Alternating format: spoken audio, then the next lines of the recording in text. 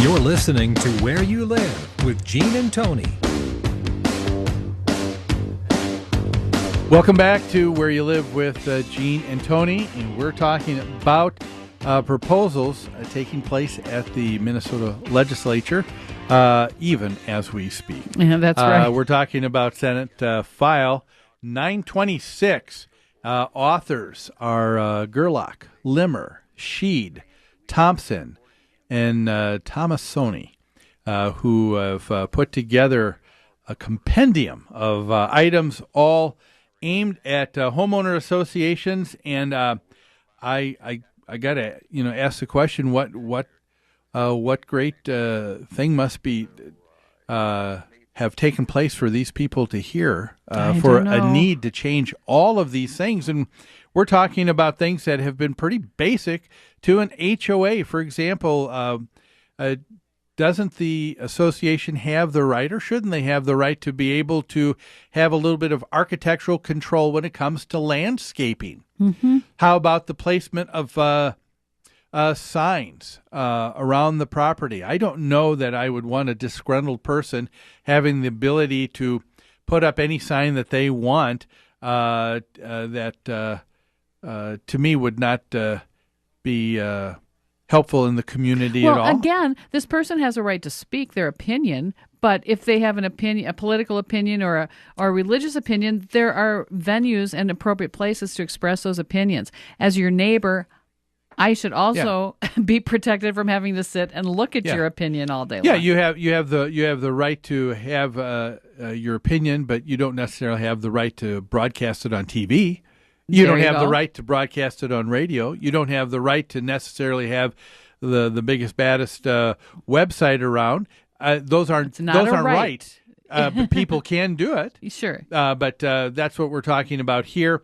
This one, I think, is one that should be upsetting to a lot of folks, because this next one will really be harmful in terms of in maintenance and emergency response. And this cannot go on. And this is Section 3.4. Tony, you take it away. This is still SF 926. This is Section 2, Subdivision 3.4 or 5. Yep.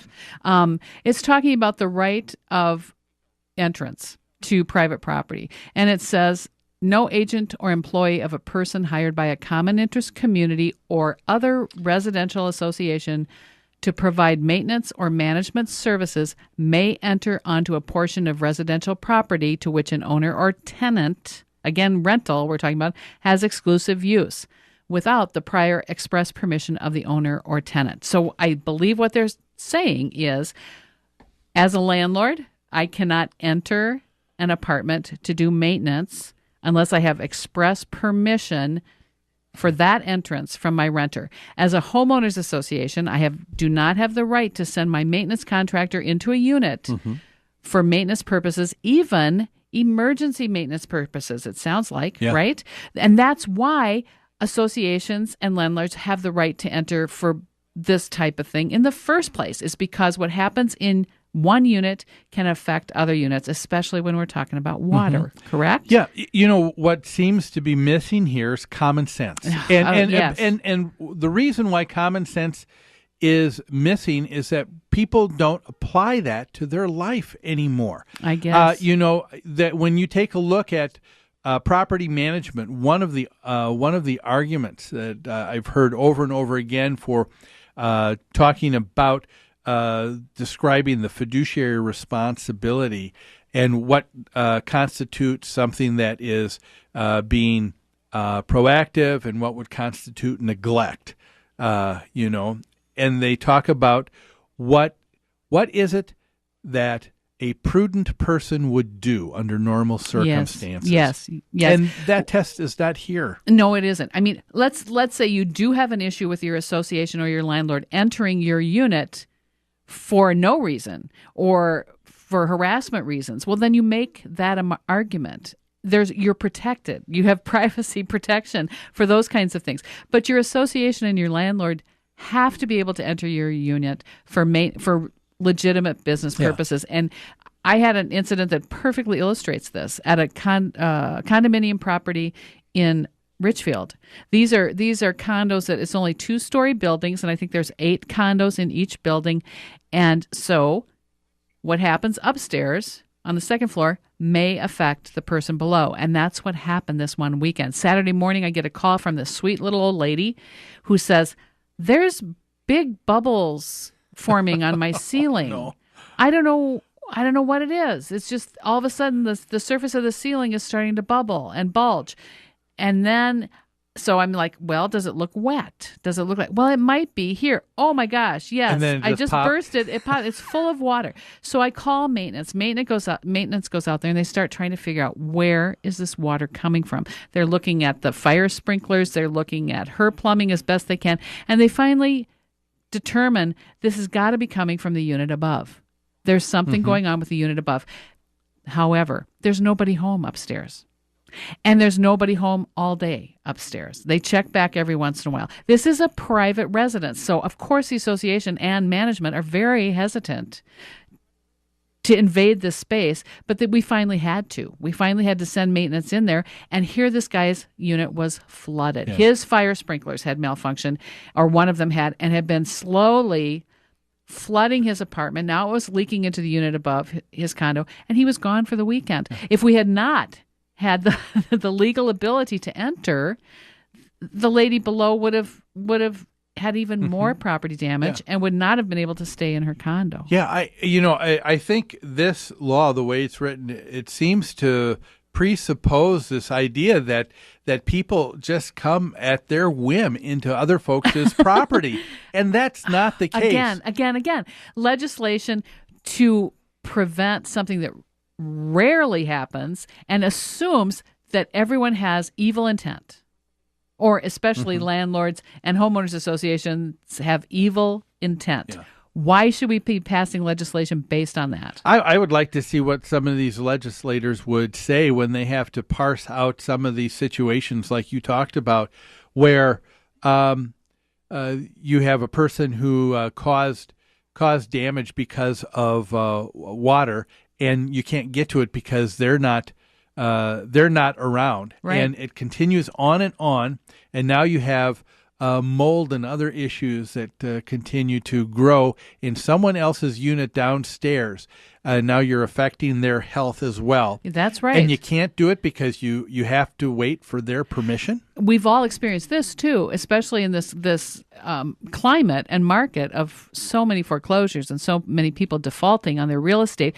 We've had people who were being foreclosed in a townhome or a condo or whatever have the heat shut off and then turn on all the water, including the hot water, before they leave, right? Sometimes they strip the place of appliances and camp. We've seen that kind of vindictive behavior, correct? Yep. So that whole unit floods. It floods neighboring units, maybe not. Maybe it just fills up with water and mold and starts to deteriorate and fall apart. And it may be a townhome with neighbors on 3 sides. That's going to affect everybody else's property as well. Yes, it is. I think our producer, Bill, you have a question? Yes, I actually do. Well, this happened to us a long time ago, and the smoke alarm went off in our apartment, and the head tenant hired by the landlord came in and shut it off without our consent. We found out because we called her and said, yeah, there's something wrong. She's like, well, I can't really do anything. So we left, and we went to my parents' house and called the landlord, and he said, well, I can try to come down there. So we walked back into the apartment, and our smoke alarm was on the table. Okay. So by head tenant, do you mean the caretaker in the building? Yeah, it was the landlord said to, it was a woman that is working for her. Okay. So any of the problems, we talked to that person, the head tenant. So you called her and asked her to help you, and she said she couldn't help you. Yeah, she said she And could. then she did help you, and that then upset you? Then she did help. Well, no, it didn't upset me. It was just, it was off guard, saying, hey, I can't help you. And then you would have preferred she had called you to say, hey, you know what? I found out I can go in and yeah, definitely, because we get him back into the apartment, and our alarm is on the table. We're like, sure. What just happened? Did another tenant just go into the house and do this for us? Do you think another tenant would have had access to your house, Bill?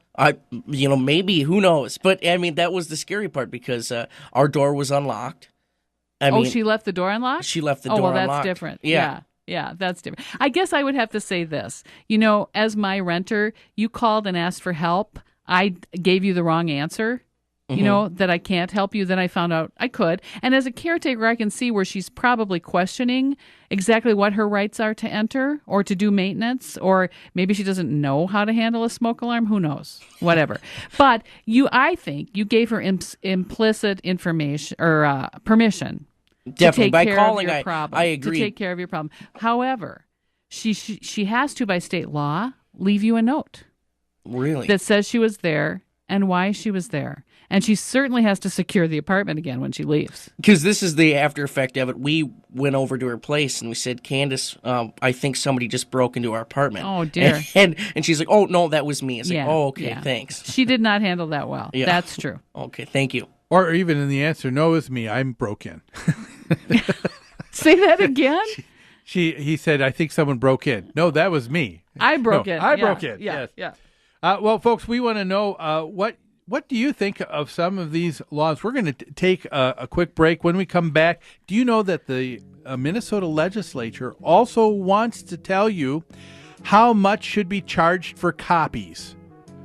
For copy charges and so much more. They want to really come by with some sweeping legislation here that on important issues. Important issues. Yeah. But as far as I know, the budget is still not balanced in the state. But hey, more on Where You Live with Gene and Tony after this.